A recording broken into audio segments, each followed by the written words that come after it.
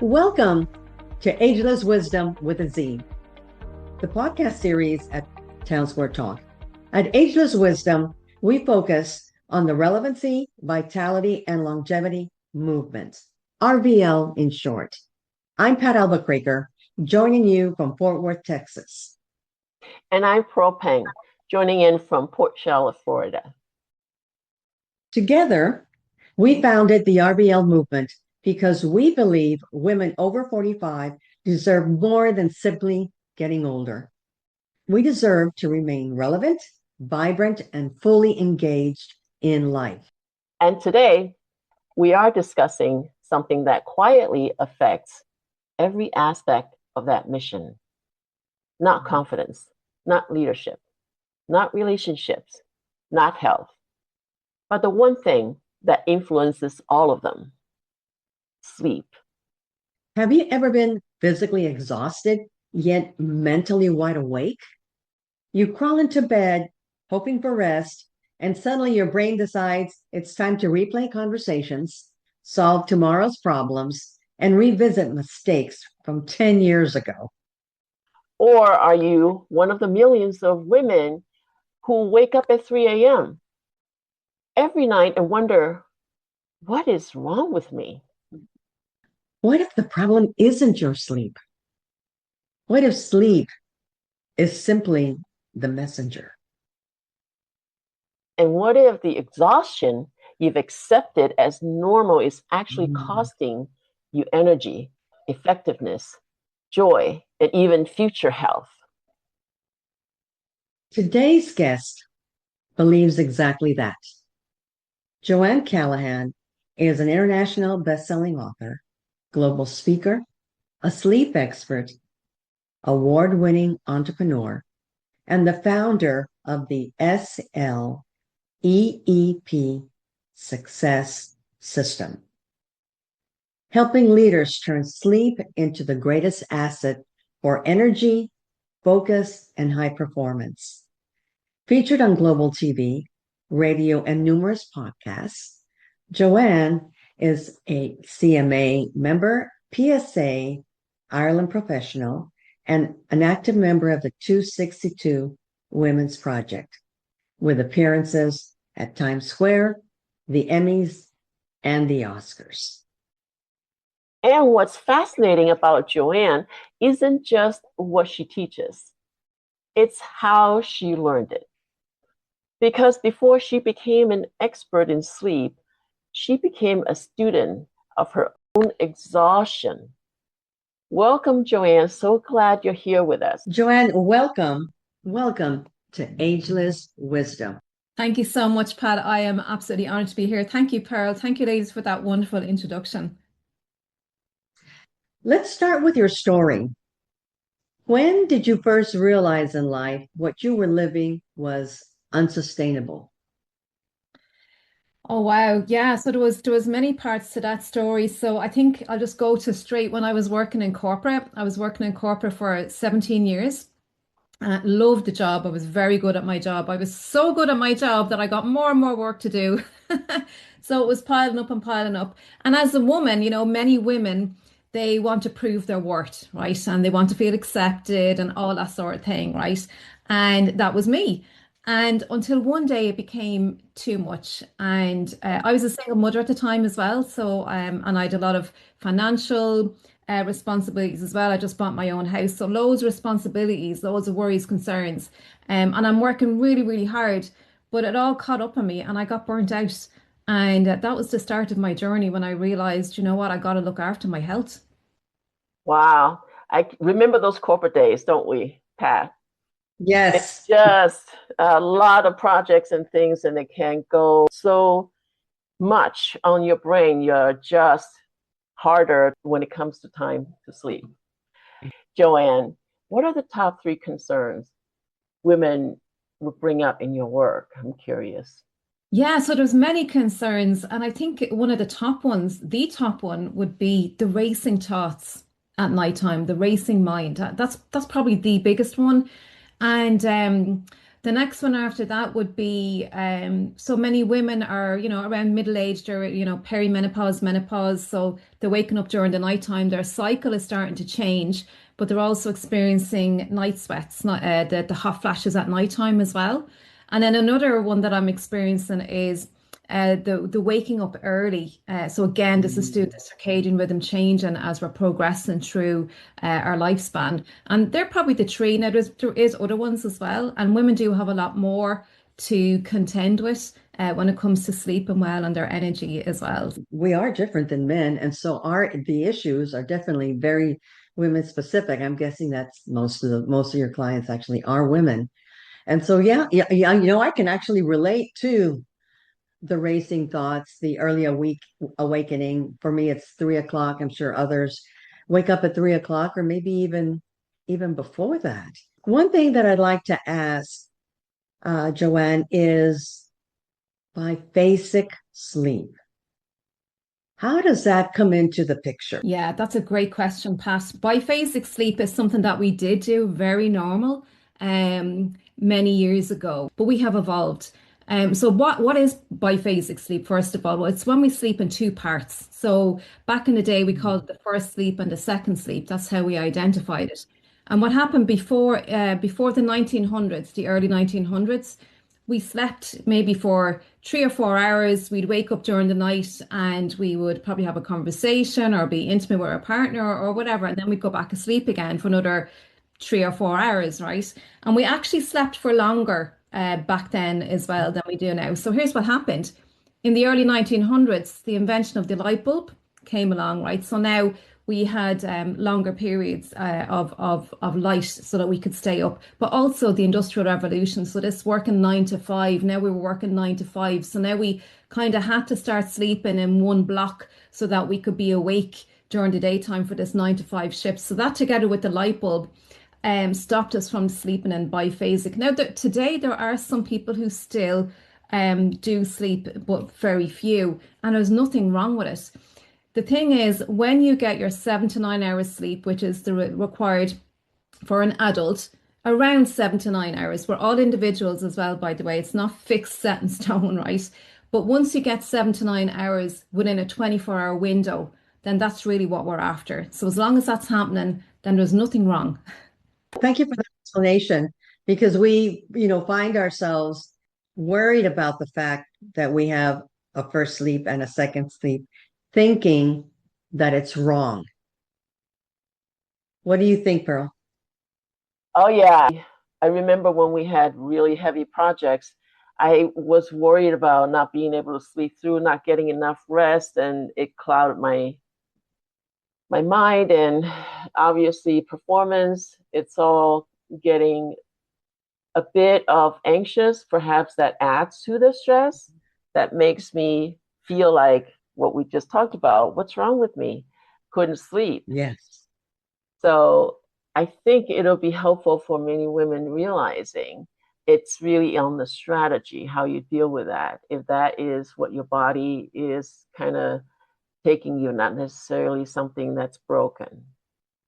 And you mentioned brain fog as well, Pearl, there. And just to tie into that, brain fog is something a lot of women experience. And a lot of this can come from, so there's many reasons why we have brain fog and why some women wake up with headaches, or even a man. So a couple of things just to point out there. So we need oxygen during the nighttime. So breathing is really important. How well we breathe during the nighttime is really important. A lot of people don't make that connection, but the brain uses 20% of the energy of your total body, and oxygen is something that the brain absolutely needs.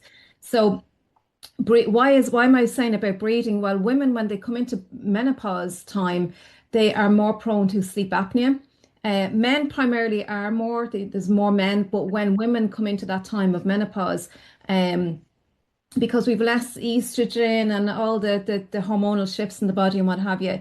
So there's a lot that we can do. Once we're aware of this, there's a lot that we can do that can help to minimize and these effects of menopause. And going into the night sweats as well is another thing, eating our plant foods and our omega-3s and all this to help protect the brain. And exercise and movement is really important because this is a cue for the body as well that it's daytime. And actually, we're in rhythm, where we're in rhythm with the day. It's a cue for our body that it's daytime when we're outside exercising and we're getting more oxygen to the brain, but also the dopamine and the acetylcholine and all the brain neurotransmitters that we need to help us to be more alert and awake is really important. And just to mention one other thing about the hot flashes, I think this is really important. Just want to mention, I use what's called a gel pillow at nighttime, and it is a godsend. It is absolutely, it's the one thing that the women need to have during the nighttime, especially at the hot flashes. It's literally, it's about the size of your pillow, and it's flat, and you can put it underneath the pillow. And during the night, if you do tend to wake up very hot, you can put your arm on it just to cool you down, or you can put it underneath your pillow, or you can put it inside your pillowcase. But honestly, it's only about 15 quid, €15, $15, whatever. Very cost effective, and it's something that I think every woman will definitely benefit from. I remember using those. Really? Oh, yeah. Yes. Oh, that I was love it. over 20 years ago. Yeah, I love it. Such a small, cost-effective thing that can really help. But the thing is, you mentioned stress there, Pearl, and Mhm. all the things. Women are multitaskers, right? And we're great at multitasking. But that does not mean we should be multitaskers, right? Because Mm. it's an energy drain when there's too many things going on. And it's kind of expected of us, culture and society, and even, the family members, they expect the women to be doing everything, cooking the dinners, minding the kids, and all of that. So they've a lot that they're thinking of and that they're, they've got in their brain going on. And this can be an energy drain. But it's not always good to be multitasking. And we were talking there earlier on as well about the racing thoughts. And this is something why women have a lot of racing thoughts at nighttime because they've open loops. They've a lot of open loops, a lot of the tasks that they didn't complete. Sometimes that can be we just don't have time to finish everything off, or we may not be dealing with our problems or upsets, concerns during the day we're avoiding. And men do this as well, they avoid, but we're so distracted during the daytime from our devices and other things that we're not dealing with our upsets, concerns. So something that I would highly recommend is to create like a scheduled worry time where you allow yourself to worry. Yeah. Because we do have to address our stuff, and have a look at it and have those difficult conversations. But the worst thing we can do is avoid it because it's adding up all the stress and then the racing thoughts at nighttime as well, adding to the stress load. And especially with women, when we have more stress, it brings on more the hot flushes and all the symptoms from menopause as well. I actually have noticed too, eating too late or even drinking alcohol too late, it matters. Yeah. It Yeah. actually was kind of one of the root causes for night sweats. Yeah. So as a consultant, we used to take clients out at late night dinner and stuff. And I noticed that at the hotel, I usually would suffer from that. And once I kind of connect the dots, figuring out that was really the reason, There you go. it was good. Yeah. So I Yeah, just because wanted to call that out. here's the thing, you see, our rhythms, when we talk about our rhythms, it's going against our rhythm. Back in the day when we lived in caves, we never, never, never ate at nighttime. And the body has two distinct systems. During the daytime, it's breaking everything down, it's using energy, but at nighttime, it's restoring, recovering, cleaning out, cleaning, clearing, all that sort of stuff. So there's two different systems that's working in the body at these two different times. So we're not digesting food at nighttime. We never did. But we're doing it now. And what's happening is our metabolism is a lot slower at nighttime. And so our insulin is more affected. This is why we tend to put on more weight. And 6 out of 10 people in the world are either overweight or obese, and it's a problem. It's contributing to diabetes and other things like that as well. So yeah. So and even if we're eating healthy foods, that's one thing. But timing of eating is just as important because it's all to do with the hormones. And our fat burning hormones are out at nighttime, but our fat burning hormones cannot work optimally when our body is trying to digest food. So there's a lot to look at there, but it's a lot to do with timing of when we eat as well. It's very important. Not just what to eat, it's when and how much Mhm. and how these foods right? Work with each other because we don't know the mixture that goes into the stomach. So Ideally, we need to eat our biggest meal earlier in the day because that's when our digestive system is optimal. In the Chinese clock, the circadian clock, every organ in the body has a 2 hour window where it's most active. And digestion is early in the day. And we've more blood flow in the digestive system earlier in the day for good reason. So when we work optimally with, again, this is back to our rhythms. Eat like a king in the morning, a queen in the afternoon, like a pauper in the evening time. Yeah. I've heard that. Yeah. That's it, yeah. And then you have more sustainable energy if you eat your proteins and your healthy fats first thing in the morning.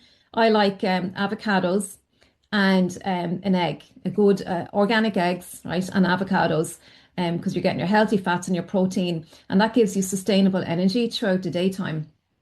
And it's good for your brain, and you're getting all the protein and everything that you need. Yeah. I love talking about food, so don't get me going. Me too. Pat, what's your experience that you probably would like to share too? My experience has been waking up at 3. And that, drives me. Sometimes I can go straight to sleep after getting up and going to the bathroom at 3. And then there are other times that I struggle. And then that really curtails my sleep, and I end up waking tired. And that ends up being really frustrating for me. It's that infamous 3 o'clock hour that I struggle with. So yeah, not fun. Having heard this, I'm just now at a point where, stop punishing myself over this. As women, we are our own worst critics, especially women, because we feel we have to get everything right. So we betray ourselves. If you really think about it, I think we betray ourselves, so we're not honoring ourselves, right? And we're not accepting ourselves, and la la la, and it keeps going, right?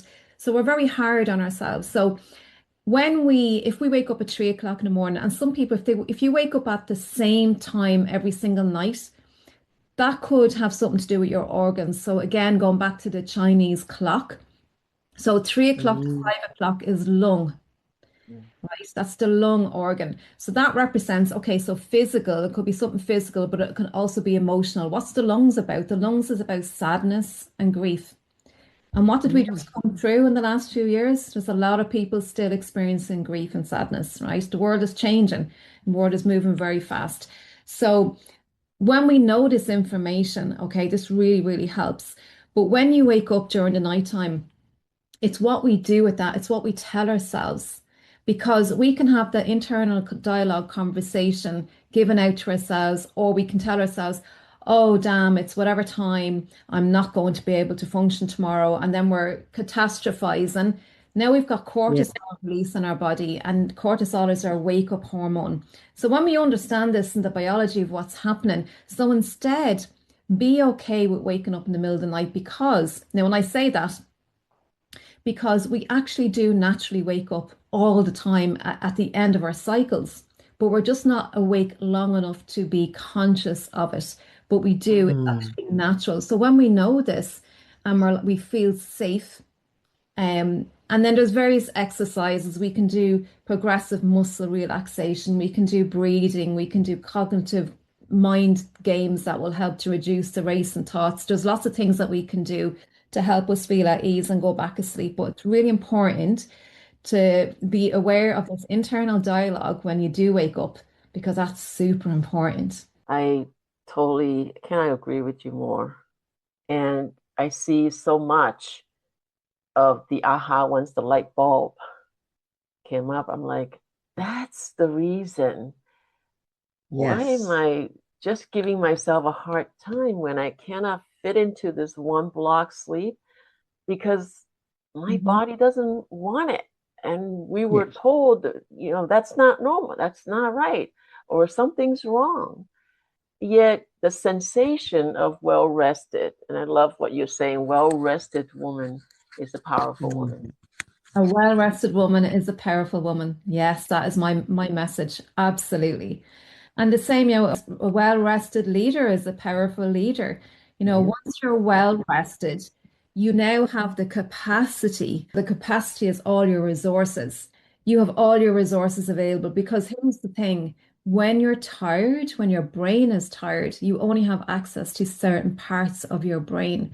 And the reason for that is because it's like your phone. If your phone is only operating at 20% or 15%, it goes onto a low battery mode, meaning only the essential things will function to keep it going. And it's the same with your brain. But with your brain, you are now more, your emotional brain is more activated and more amplified because it's watching out, it's hyper vigilant for all the threats. Because your body is tired, now you have to be more alert. You have to really work hard and be alert for all the threats or whatever. So this is why we get easily triggered. We snap at people when we're tired. We say something before we think about it, putting our foot in our mouth, as we say, because this part of our brain, our logic, our reasoning is offline when we're sleep deprived. And this is why. Yeah, so we've more capacity, but we also have more capabilities, meaning all the different parts of our brain can integrate. So we have our hippocampus, our prefrontal cortex, amygdala, reptilian brain. We do need our automated processes because this saves energy, right? This is where habits come in when we have habits, and we want good habits, not bad habits. That saves energy.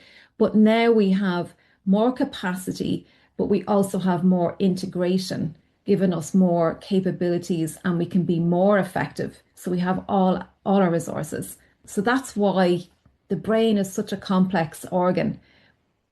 It just shows up, we're more effective leaders, we're more effective, where we thrive, we're happier, and we're more content, and we've more peace of mind. We're not as catastrophizing. And this is why, there's so many reasons why, but this is ultimately when we look at the brain, especially for the woman who's doing it all. I have a question regarding, you said sleep deprived. What is the percentage of people that are actually sleep deprived? That is a fantastic question. So you will find different numbers, right? 80% of people are not happy with the amount of sleep that they're getting. Okay, 80% of people, that's a lot. There's about 15 to 20% of people that suffer with insomnia. So that's the inability to sleep. Like, you can sleep, but it's the insomnia. Again, it's all that it's a medical condition, right? But it's when you're like 3 times a week over 3 months, you just you're not been able to sleep. Your body knows how to sleep, but there's something getting in the way of that. And primarily it comes down to safety, feeling safe. So safe physically, mentally, emotionally, even physically, because we're a multi-dimensional being. So it ultimately all comes down to feeling safe. So there are a lot of people in the world that aren't sleeping well at the moment, who would like to have more sleep, who are not having good quality sleep. Some people are deliberately depriving themselves of sleep because busy mother, for example, at the end of the day, she just wants her hour of me time, right? And it could be 12 o'clock at night when everyone has eventually gone to bed or whatever. But she's depriving herself of going to bed because she wants to have her me time. So there's a lot of that as well, I hear. So there's different reasons why people aren't sleeping. And then you have the CEO who says things like, I'll sleep when I'm dead. Every hour that I have is valuable to me because I can get more work done if I have more time. So there's a lot of different factors and perspectives around sleep. Wow. Any tips or techniques that you might want to share with us? Because we know it's important to have very good bedding, pillows, and the environment that you turn yourself in. We have open loops. Yeah, unfinished business, whatever upsets concern that aren't put to bed. So we need to give the brain something to do until it feels tired, and then it goes to sleep. So a cognitive shuffle is something, it's like a game. You're in bed at nighttime, it's dark. You can play a game in your head, something like name all the countries and cities in the world, going from A to Z. You're giving your brain something to do until you feel tired and you go to sleep. You could be characters in your favorite film or music actors, whatever. It could be anything, right? Make it up, anything. So that's giving your brain something to do until you feel tired. if I could say one thing is your morning routine is super, super important. Your sleep starts from the time you wake up in the morning. Now, a lot of people would not connect that because it's so far away from the time when you're going to bed at night. But the minute you wake up in the morning, it's resetting your circadian rhythm. It's resetting your circadian rhythm. So getting the daylight will switch off your melatonin, your sleep hormone, and allow for cortisol. So cortisol and melatonin are two hormones that kind of dance with each other. The two of them can't occupy at the same time. So when melatonin switches off, now we have cortisol, and we need cortisol to get us up in the morning. It's our hormone for focus and alertness. But when we've too much cortisol, especially late at nighttime, this is our stress hormone. When we have it at the wrong time, this is back to timing again. When we have it at the wrong time, it's not going to enable melatonin to come out, which is our hormone for sleep. So we have rhythms to everything, but honestly, the morning routine, setting your day up powerfully with intention, what you're going to, what you're going to create for the day. But having that first hour, that's your hour, that's filling your cup up first before you head out into your day and do all the tasks at hand. Well, the morning routine, that's really powerful. I would have never thought that that morning routine was so important to the sleep. Pearl and I have morning routines, and I really have focused with intention and what do I want to accomplish, making sure I move, I read, but never realized that the importance of that morning routine really sets the stage for sleep. So lots of suggestions here for our listeners that really just take one and apply it. Pearl, what did you get? For me, it's more about making priority, making the time and space. We, like you said, Joanne, sometimes we just treat every other people, other things that are on the to-do list more important than our own body's well-being. So I did, and I'm still spending quite good time in setting myself up for success versus knowing that's not going to work. And I kept plowing through and just keep burning the candle at both ends. So that is really important to hear what you're saying. And I still have some more tweaking to do. We all do, because change in our body happens all the time. I so appreciate hearing that. I have a question. How does napping during the day affect your sleep? That's a brilliant question, because a lot of people do like to have their naps. A lot of people do like to have their naps. And I love having a nap as well.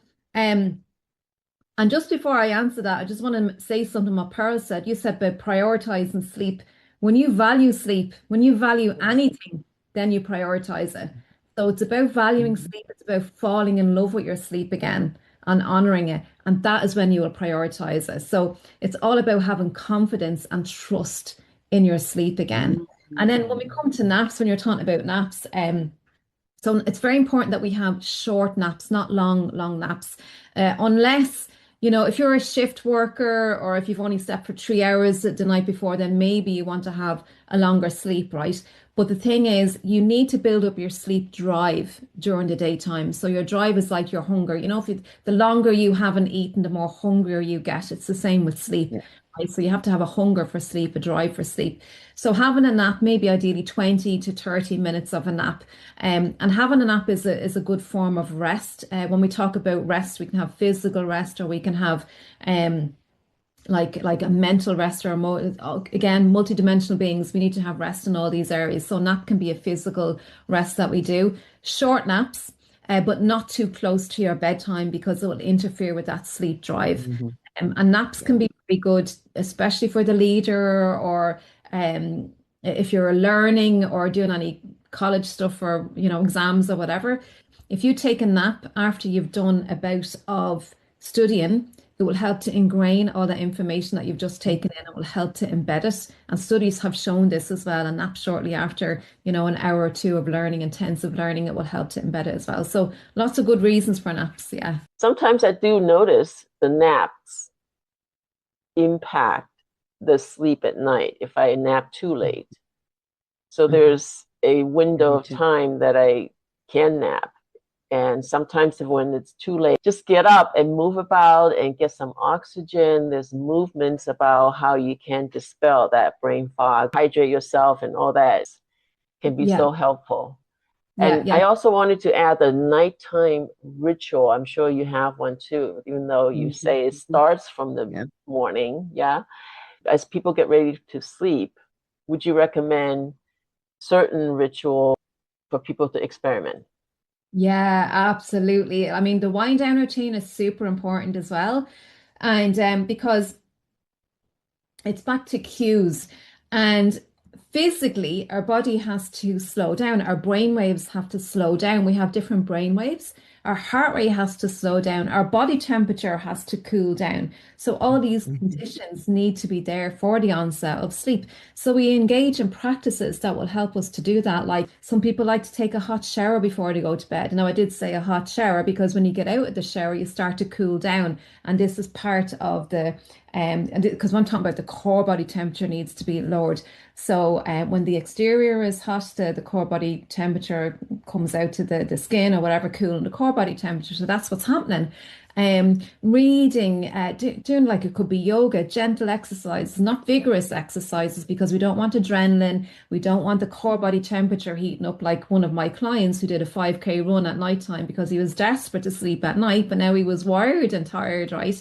So gentle exercises, really the hour before you go to bed. But the one thing that I will say is we need to reduce our screen usage at nighttime, Mhm. our mobile phones. There's lots happening with the mobile phone. So there's the blue light on the screen. So blue Yeah. light is information to the brain that it's still daytime, and it's not. So it's confusing to the brain. The other thing is dopamine. So dopamine is our seek and reward. It's our anticipatory hormone or neurotransmitter. So it's what's keeping us engaged. It's keeping us addicted to our mobile phones. This is why we say, "Oh, I'll just do 5 minutes," and an hour later we're still on our mobile phone, right? So it's dopamine. So it's keeping us wired and stimulated. And this is why, so putting away our mobile phones, and equally, first thing in the morning, don't use your mobile phones. High percentage of people reach for the mobile phones before they've even gotten out of the bed, before they've even said good morning to their significant other, okay? And what that's doing is it's draining our energy before we've even got out of the bed. Our energy supplies is already getting drained. So the first hour in the morning, setting yourself up, filling the cup up first. This is why it's really important to do your me time activities first thing in the morning, not replying to other people's emails or messages, because that is giving your power away. If you think, you're replying to other people, you're giving your power away. So filling your cup up first thing in the morning and winding down at night. You're preparing for bed. And then equally in the morning, you're preparing for the day. So it's really important, even if it's just a half an hour, but ideally an hour before, to give yourself ample time to slow down slowly before the onset of sleep. Mm. I have been practicing that as much as I can, especially when there's no Yeah. deadlines, there's no deliverables. Exactly, right? It's Yeah. time to really kind of hone in on the practice. Uh, Joann, there's just so much to talk about when it comes to sleep. It is so true, though, when we compare and really drop in and inquire within, what's really keeping us calm and sleep is feeling safe. And I love when you say that. At times during the day, sometimes when we got tensed up that we don't even notice. Mhm. And so the nighttime preparation, the nighttime ritual, with especially the breaths, bringing in the oxygen fully in distributed in the body, with a hot shower, obviously, would relax. Breathing is so important. It's a tool that is just underutilized. It's activating the vagus nerve, which is Mm, the longest cranial nerve, Mhm. and it goes through all our Mhm. organs. And when we breathe, especially down into the belly, when we breathe down into the belly, you're literally telling your body, "I am safe." mhm. Breathe from up here. This is when you're running away from the lion or the tiger. So how you're breathing is information to your body about your safety. And there's so many different breath works, different patterns, especially if you cannot fall asleep. Play with your breaths. Before you know it, you passed out. Yeah. I agree on that one. I do that one. Especially when you give yourself the grace, right? Not blaming, not shaming. Oh, you're awake again. No, none of that. I love myself. Yeah. Practice that. I love myself. And Right? have you heard of EFT tapping?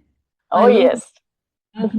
to accept myself. Tapping is something that is just so, oh, it's amazing. It's a fantastic tool. So for your audience, look up EFT, Emotional Freedom Technique. There's loads of techniques out there. The techniques, the foundations of it, it's the traditional Chinese medicine, TCM, the meridian, the acupuncture point. It's those certain points. Yeah. And obviously we won't have time to go into the details. Yeah, I love that you talked about energy because energy, we are energy, and energy techniques make a difference. For me, I like to do a strong evening routine before I go to bed to get my body to slow down. So if anyone practices any kind of energy medicine, Reiki also is another. I do Reiki on myself, is just changing the energy in your body by using these techniques that we just talked about. Pretty powerful. Yeah, we are very powerful beings. And at the end of the day, you know, we are always doing the best that we can at the level of consciousness that we're at. So what we always want to do well, we always want to do what's best. So like give ourselves some grace and know that we are doing the best that we can and feel that safety and practice it during the daytime as well. Because when you practice these mindful techniques or grounding during the daytime, you're practicing the nervous system switching. So you're exercising the regulation of the nervous system. So it makes it easier then when you need to do it at nighttime when you wake up in the middle of the night. So it's equally important to do breathing during the daytime when you're stopped at a traffic light in the car or whatever, you know. So it really does help to exercise the nervous system regulation. So Joanne, we know you have huge presence on the internet, not only in person, but also on the internet. You have a website, you got an account on Instagram. I see a lot of posts there, and also Facebook, LinkedIn. And audience, the information about Joanne, how to access her, she does do remote work. So you don't need to travel all the way to Ireland to meet her in person, even though you can if you wish. Find it in the description of this video. They can look me up, even if you just Google me, Joann Callaghan, Johann, you'll find lots of videos. I've done tons of podcasts. I have my own podcast called Empowering Family Health. I am changing that up and creating a new podcast as well. So watch out for that. But there's loads of you, even my YouTube channel, you get loads of free content there as well, and all my free gifts as well, that you can avail there from my website. I love that you make so much, that you provide so much supportive material free for anyone, and that you're accessible regardless of where you live in the world, for sure. So, Joanne, thank you so much for being with us. It was absolutely informative and eye-opening for sure. How about you, Pearl? Oh yeah, I love this topic. Thank you I so love this much stuff. for exchanging. You're All welcome. Yes, right. thank you. Pearl, what do we have teed up for our July episode? In July, we'll be talking about energy, yes, specifically on this scientific consciousness interface operation, short for SCIO, with expert practitioner Marina Lysenko. SCIO is a sophisticated and profound energetic medicine system using electrothermal screening, stress testing, and biofeedback. We invite you to join us back in July about how SCIO can make a difference for you.